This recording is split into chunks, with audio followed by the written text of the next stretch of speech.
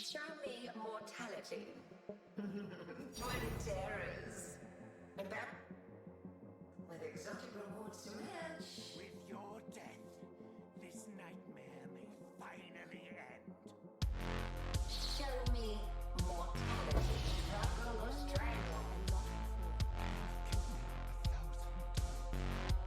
For the past few leagues, boss rushing has been a prominent strategy for easy currency generation. In Tota, it's been even more popular than in the past, so I set out to find a build that was perfect for boss rushing. For boss rushing, you want a build that is able to do maps very fast, obviously, but you also want a build that's able to kill the map boss quickly as well. But I didn't just want to find a fast build that could just do the bare minimum. I wanted to find a build that was also able to farm the content I was farming.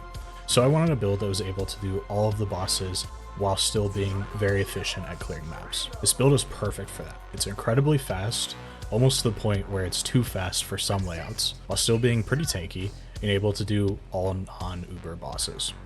On top of that, it's not that expensive. At this point of the league, it will cost you maybe around 40 divines for the whole build. This build has been around for a while, but this specific version that I want to talk about today was created by Ruetoo. This is a super cool build and has a very unique playstyle using a few different interactions. Since we're using the Black Zenith gloves, it makes it so Winter Orb normally has a 4-second cooldown. However, since it's a channeling skill, that cooldown only happens until you stop channeling. So if you never stop channeling, you only get the positive benefits of these gloves. But then if we're just sitting there channeling, how are we able to clear a map? That's where cast while channeling in conjunction with Lightning Orb comes into play. You're able to channel Winter Orb while being able to move with Lightning Orb, making for an incredibly fast playstyle. For the gear, it's a lot of uniques, so there's nothing really too important to talk about here. The main items that will cost you the most are the helmet. Getting the enchant plus the corruption is around 15 to 20 divines. You might be able to play it with just Eye of Malice, but it won't be nearly as fast or as strong. The next most expensive portion of the build is going to be getting a 6 white socket chest piece. However, you could probably do this with just a 5 blue socket chest piece and drop in Feeble, or maybe if you can get a combination of 5 blue or a few blue sockets and a few white sockets, that could work too. But to get a 6 white chest piece, it will cost you around 10 divines. Lastly, the only expensive thing besides those 2 pieces is going to be the +1 projectile tattoo, which at around this time, it's around 8ish divines.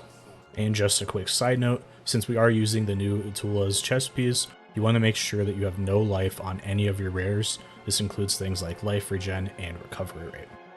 The rest of the gear is pretty self-explanatory though. They either give you more power charges or give you power charges while stationary, since we're always stationary while we are channeling. When it comes to leveling for this build, you can start with really any cold dot build, then swap to this once you have the currency. You can just Google cold dot occultist. Pretty sure you can find something decent there. Lastly, let's talk about what this build is good at and how to effectively play it. You don't really want to be stopping to loot with this build. So then, how do we loot?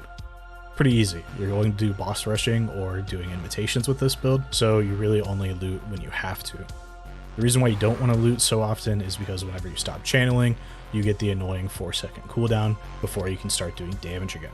Normally we don't talk about rotations on builds, but the rotation for this build is fairly important, but it's not too complex. First thing that you want to do is before the boss spawns in, you want to use your zealotry, because if you press zealotry while you're channeling, it will cancel your channel. You also want to make sure that you're pressing vortex before you start channeling, so then you can still cast vortex while you're channeling.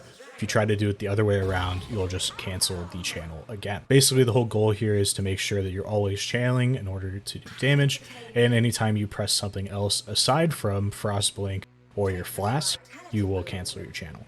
Running into walls can be slightly annoying. That's where Frostblink can help you a ton. Basically, if you run into a wall, you just Frostblink in the other direction, and you can still be channeling while you're doing it because Frostblink doesn't interrupt your channel. A core mechanic to this build also is how Winter Orb shotguns.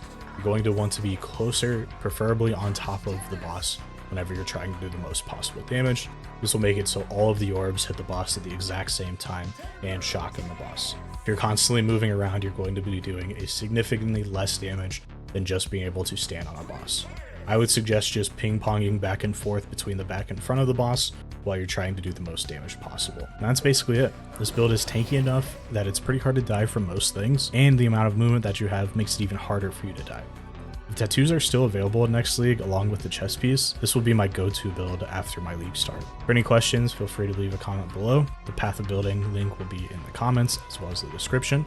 If you liked the video, leave a like and subscribe for more Path of Exile content. Thanks for watching.